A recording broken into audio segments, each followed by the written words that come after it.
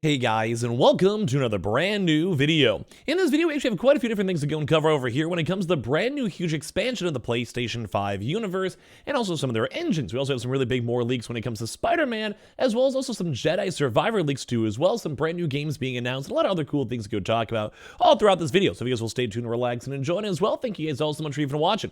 Now, we've kind of been seeing a lot more of these kind of more crazier leaks too as well. Some of these might be a little bit more on even the crazier side, so keep that in mind. As well as make sure you guys are subscribed with the notifications on. We have the Twitter and Twitch stream down below in case you guys want to follow. We of course also have the Amazon links for all the brand new consoles actually still currently up on sale. And of course, leave a like, your thoughts down below, and let's dive into the video. So very first and foremost, I want to be talking about what are more cooler and bigger changes when it comes to the PlayStation 5 universe and everything else in between. Now, this one's going to probably be a little bit more of like, I think, a bigger focal point because it comes to Guerrilla.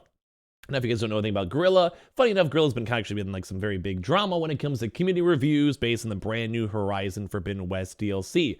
But this one's actually more so, I think, focused on the future now when it comes to gaming and gaming as a whole. So as you guys can see over here from Michael von der Leeuw, for basically the studio technical director over here at Guerrilla, where for them, they go and say, "Hi everyone, it's time for a change.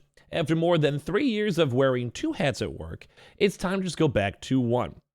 The last years, I've had the privilege to co-run Guerrilla together with Angie Smee and Jan Bart van Beek, an absolute dream team. We've crafted a studio roadmap and future direction for our Decima engine, so ambitious that combining both is more than one day job." So basically, for the you guys can see. So he will be focusing his attention to our ambitious future plans for our own Decima engine. If you'd like to be a part of this, we're looking for people to strengthen our amazing team here in Amsterdam in the area of tools, a tools program, senior tools programmer, principal tools programmer, and senior product designer, and as well also for dev infrastructure engineers and senior dev ops engineers for the tech side too as well. So what does this actually mean? Let me try to go break it down for you guys over here. So, as you guys know, Guerrilla has basically actually been utilizing its own Decima engine to basically go and have their own, well, engine. So when it comes to PlayStation 5 games as a whole, there actually has been a lot of inner workings and sharing between their own custom engines. When it comes to Sony and PlayStation, they make a lot of their money off their own Unreal engine, like style games, where they don't want to use different engines. Unreal will have great games when it comes to PlayStation, Xbox, or Steam games. But if you're something like Sony, where a lot of your money basically comes from your own individual sales games, so think God of War, think Horizon, think Spider-Man, you essentially want to go and build all these these awesome, well, engines from the ground up. Because if you're going to be making tens of 20, 30, 40, 50 million sales, if you go and use an Unreal Engine or a Unity, you're going to have to go pay them money after every single sale. It's kind of the big idea of how their structures are worked out, where they basically make a lot of money from these big game studios who don't want to invest these millions upon millions of dollars and all the time and money and effort into making their own custom engine. But if you guys have actually had a chance to see Horizon Forbidden West, the Decima engine's probably been one of the bigger and cooler engines out there. Because I mean, just literally look at, well, a lot of games. Good example is also the Death Stranding as well, where I do believe it's on its own custom engine, which once again also then makes it easier for other games to be developed on them, as long as the engines are actually good, and also means other game studios could also utilize them too as well.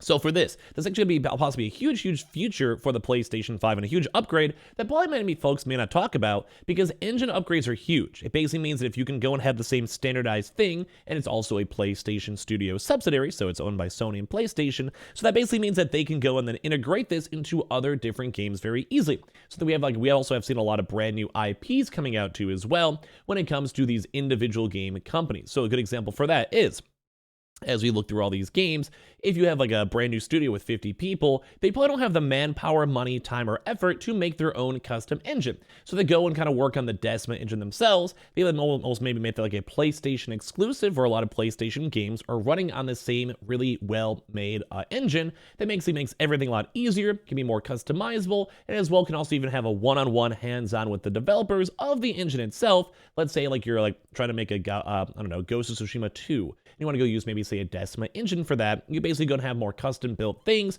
either with your own team, and also then expands out the actual engine as a whole for pretty much anyone who wants to utilize it inside the PlayStation ecosystem. So this is actually like a way more underground update we haven't probably seen too many people want to talk about, but for something like this, this basically means like right now the engine's getting the full-on attention it deserves.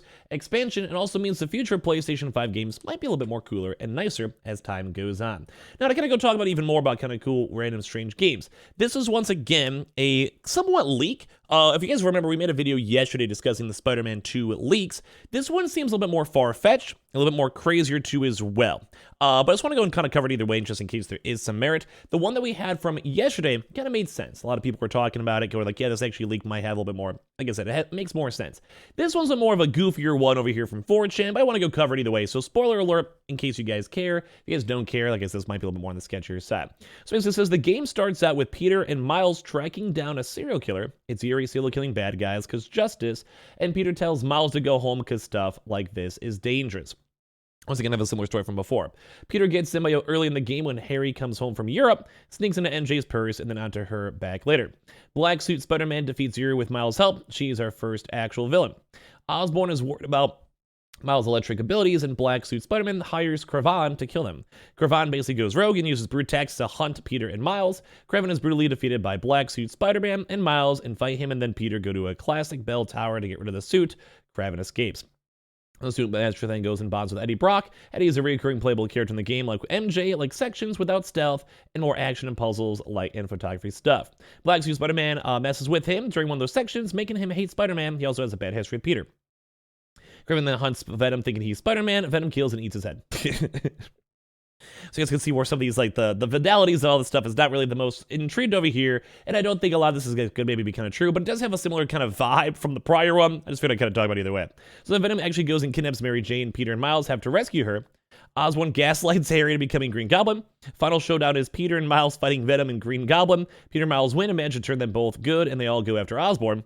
Osborn kills his own son with a better goblin suit and forces the symbiote off of Eddie. Symbiote is like a container. It falls off a roof and Eddie dives after it. When they look over edge, neither is to be seen. Then game ends with Peter proposing to MJ and her accepting. So, there might be a little bit of merit to this one of all things, I'll be honest with you guys. Based on the one that we had from yesterday, that one felt more realistic. It felt like there was more gusto. It kind of made sense a little bit, I guess, for some of that stuff. I don't know about this one, though. This one might be a little bit weirder, but we keep on seeing these 4chan leaks and people trying to talk about the Spider-Man store and lore. I don't know about this one, though, but it is there, I guess, at the end of the day. As well, because we also have some actually slightly better news over here, too. We also have the Armored Core, which I'm actually very, very excited for this game, as well as actually set to be released maybe for this August 2023. Now, it's actually a bit kind of, I guess, more sooner than we'd expect. We have seen trailers, we've seen a lot of leaks and rumors discussing this one, and apparently the inside gaming sources have revealed that Armored Core 6 will release in August, specifically on August 25th of 2023. News comes following last week's findings by Jamatsu that Armored Core 6 has officially been rated in Korea, which we actually did go cover on the channel itself. I'm actually quite excited for Armored Core. Let me know if you guys are hyped up yourselves. The findings prompted relief for fans who had thought the game could have been delayed until 2023, although age ratings are not an indication of whether or not the game will be delayed. I think they maybe be 2024.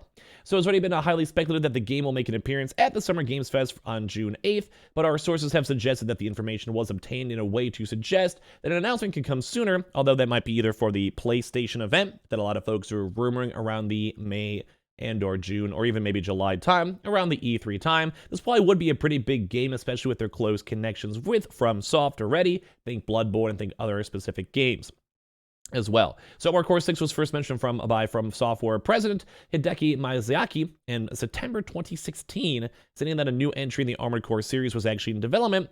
After a leak in January 2022, it was officially revealed at the Game Awards show at December 2022.